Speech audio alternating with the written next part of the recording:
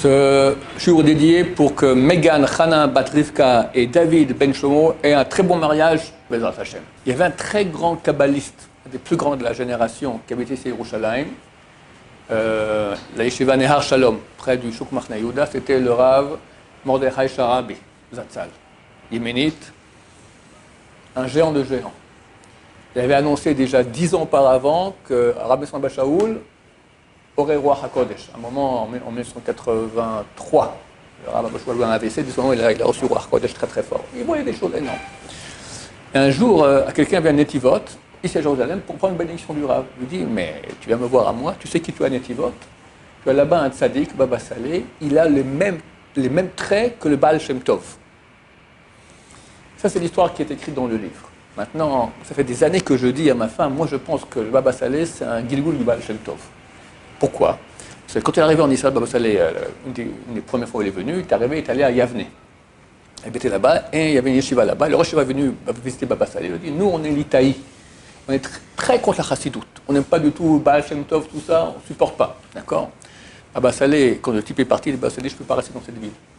Le lendemain, il a déménagé, il a changé de ville. Je ne peux pas rester dans une ville où il y a des gens qui n'aiment pas le Baal Shem Tov. Pourquoi cette... En plus, ils ont le même prénom. Rabbi Israël Baal Shem Tov et Rabbi Israël Abu Hatzera. Et ça ressemble beaucoup à la façon de faire. Les repas, l'alcool, la joie, etc. Et il y avait une partie dans sa vie, c'était les jeunes, énormément de jeunes, Baba Saleh. Mais après, tout était dans la joie et il a écrit, c'est écrit qu'il a dit, dès l'âge de 16 ans, il a connu la chassidoute. Il a étudié beaucoup de chassidoute, d'accord? C'est très... ils sont très très branchés là-dessus. Alors là, j'ai vu encore un témoignage très intéressant que Rav Sharabi a dit, il a même les traits du Baal Shem Tov, d'accord?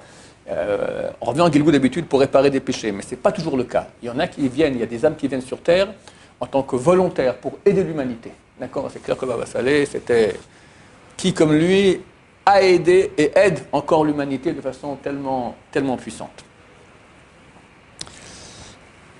Un jour, un vieux monsieur de 98 ans est venu voir le petit-fils de Baba Saleh, Baba Lazar, et Baba Elazar l'a beaucoup tenté. Raconte-moi des histoires inconnues de Baba Saleh. Il faut dire, le monsieur a raconté qu'il prenait le vendredi Baba Saleh au Maroc.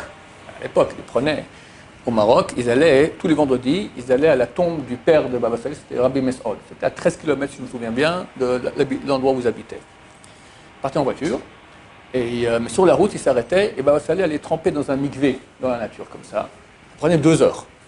Et Baba Saleh dit, tu m'attends ici, je reviens dans 2 heures. D'accord, il savait très bien, c'était dans cet esprit-là, peut-être que Shaim Mikra Targoum en attendant dans la voiture. Et Abou s'est dit, je vais aller voir, je vais espionner un peu, voir qu'est-ce qu'il fait Baba Saleh pendant 2 heures là-bas dans le mikvé. Alors il va comme ça, il regarde. À ce moment, il voit Baba Saleh qui sort du mikvé, et il le voit plein de sang. Qu'est-ce que c'est que Rav? Il a dit, je te conjure, tu racontes jamais ce que je te dis maintenant, jusqu'à ma mort. Je rentre dans cet étang-là, qui est rempli de sangsues, de bébêtes comme ça, qui viennent et qui me piquent. Je fais ça pour que c'est moi qui souffre et pas le peuple d'Israël. Comme ça, je suis en train de sauver des centaines de personnes du peuple d'Israël. Ça, c'était dans sa jeunesse au Maroc. Hein. Dans le même ordre d'idée, le frère de Baba Saleh s'appelait Baba Haki, Rabbi Yitzhak Abu Hatzera, qui est tout un grand sadique, c'était le rabbin de Ramleh. Et un jour, il vient avec 4 autres personnes, ils viennent visiter Baba Saleh, et le soir, il se prépare pour rentrer. Baba Saleh lui dit, reste, dors chez moi, reste encore ici. Mais je dois y aller. Reste, pour finir, Baba Haki, il sort. Et à ce moment, il y a un autre rabbin, un grand kabbaliste qui est resté avec Baba Saleh. Il a enlevé ses chaussures, il a dit, voilà, maintenant mon frère va mourir maintenant d'un accident de voiture, lui et les 4 personnes. Ce fut le cas. C'était une tragédie terrible. Et par sa mort, il va sauver 50 000 juifs d'une mort bizarre. Mort bizarre, ça veut dire par maladie terrible, par accident de voiture, par tout. 50 000 personnes vont être sauvées par sa propre mort. Il a enlevé ses chaussures et il s'est mis à pleurer. Et la même nuit, dans le retour, il y a eu cet accident. Baba Haki avait dit à sa femme, j'ai 40 jours à passer. Si je passe ces 40 jours sains et saufs, on vivra les deux très très longtemps. Sinon, je vais mourir d'un accident de voiture. Et la dernière nuit, c'était cette nuit-là. Parce qu'il lui a dit de rester, il n'a pas voulu, et hélas, pour dire que la mort des Tzadikim, elle expie énormément. Dans le même ordre d'idée, le fils de Baba Saleh s'appelait Baba Meir, qui était très grand. Il devait être Mashiach, d'accord. Le Rabbi m'a dit, il connaissait toute la Torah, d'accord, phénoménal. Beaucoup moins connu que Baba Saleh, mais énorme. Et de temps à autre, le Baba Saleh partait en voiture, quelqu'un le prenait en voiture, jusqu'à chez Baba Meir, Baba Saleh était à Netivot, Baba Meir était à Ashdod. Une demi-heure, 1 heure de route comme ça. Et il parlait un peu, un quart d'heure, et revenait des fois, j'ai des témoignages qui parlaient sans parler, en pensée comme ça. Et Baba Meir voyait par Ruach HaKodesh que Baba Saleh arrivait, il descendait en bas de chez lui, et il discutait comme ça. Une fois, ils ont discuté pendant 1 heure.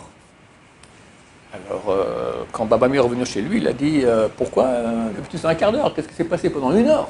Il dit oui, on a une grande discussion, parce qu'il y a un très grand décret sur le peuple d'Israël. Et du ciel, on nous a dit que ou moi ou mon père Baba Saleh, un des deux doit mourir pour éviter le décret. Et mon père a voulu partir en premier, et j'ai discuté avec lui, on s'est bagarré, et il a accepté que ce soit moi qui parte en premier.